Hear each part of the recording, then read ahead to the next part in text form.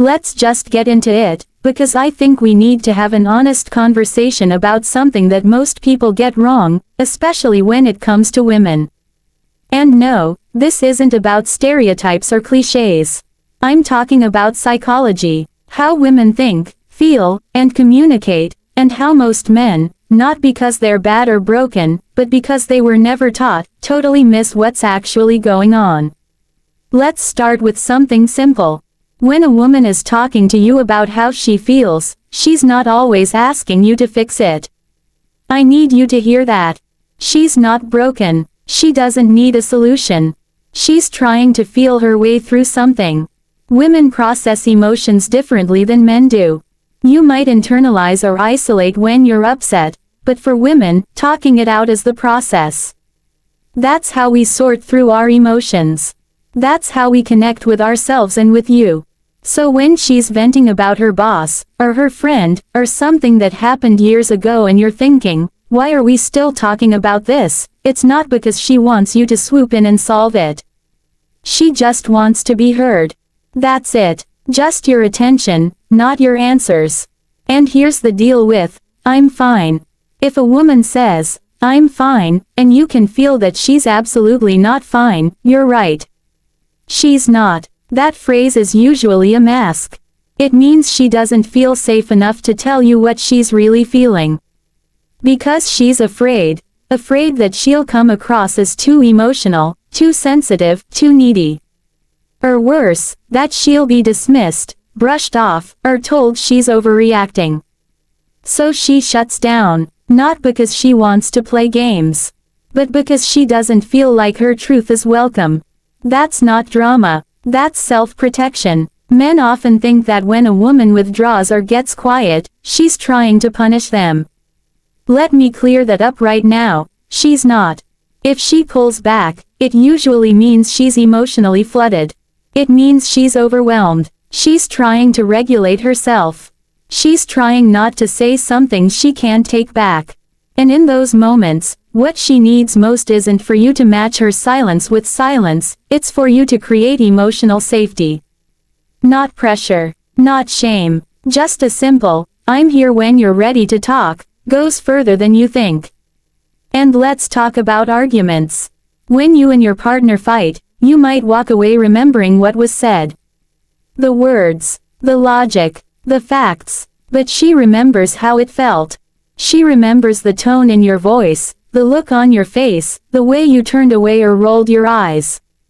Her memory is emotional. It's visceral. Because women are wired that way. We don't just track what happened, we track how safe we felt when it happened. If you said all the right things but she felt judged or dismissed, she won't remember the words. She'll remember the pain. That's why you think the conflict is over and she's still carrying it days later. Because it hasn't been emotionally resolved for her. There's also something really important going on in a woman's brain that you need to know about. It's called oxytocin. It's the bonding chemical, and it gets released when we hug, when we talk, when we connect. That's why physical closeness and emotional closeness are deeply linked for women. If she wants to cuddle or talk before bed, she's not being needy. She's literally trying to regulate her nervous system. She's trying to calm down by connecting with you. It's biology. It's not weakness. And by the way, when you respond to that need, it strengthens your bond too, even if you don't feel like you need it the same way. Something else you should know. Women pick up on everything. That look you gave, that hesitation in your voice, that tiny pause before you said, nothing's wrong. We're wired to notice micro signals. It's not paranoia, it's pattern recognition. It's built in. It's survival. So when she asks, what's wrong? After you sighed or looked at your phone, it's not because she's trying to control you. It's because she's tuned into you. She's tracking the emotional current of the relationship at all times, because again, that's how she's wired. Don't gaslight her for being intuitive. Appreciate that she's paying attention. Another big one. Women need to feel chosen. And I don't mean once. Not when you said, I love you, the first time. Not just when you moved in together or proposed. I mean every day. Women need to feel seen, appreciated, and emotionally prioritized. If you think telling her you love her once is enough, think again. Emotional connection is not a one-time deposit, it's a daily investment. And the truth is, it's not hard. A quick compliment, a genuine thank you, a moment of eye contact where you really see her. That stuff matters. Way more than you think. If you want your relationship to grow, you've got to get honest. Emotionally honest. That means being real about what you feel, even if you don't have perfect words for it. Say what's true. Say, I'm scared, or, I don't know how to fix this, or, I feel like I'm failing you. Vulnerability is strength. Women don't need you to be perfect. They need you to be present. When you show up like that, when you're emotionally available and real, she feels safe.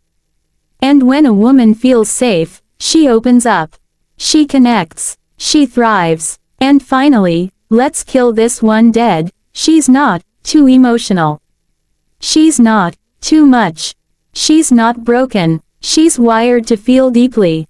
That's not a flaw. That's power. That depth is what makes her a fierce protector, an intuitive partner, a deeply loyal friend, and someone who will love you beyond reason. Her tears aren't weakness. Her passion isn't instability. You've just been taught to expect less from women, to label emotion as irrational, to confuse intensity with chaos. But emotion is data. It's intelligence. And if you want to have an extraordinary relationship with a woman, you better learn to stop judging her emotions and start understanding them. This isn't about blaming anyone. It's about becoming aware, because once you see this stuff clearly, you can't unsee it. And once you understand it, everything changes. You communicate differently. You listen better. You love deeper. So maybe now, after all this, you go home and you say something different. You ask a better question. You don't fix. You listen. You connect. You choose her again. And she'll notice. Because she always does.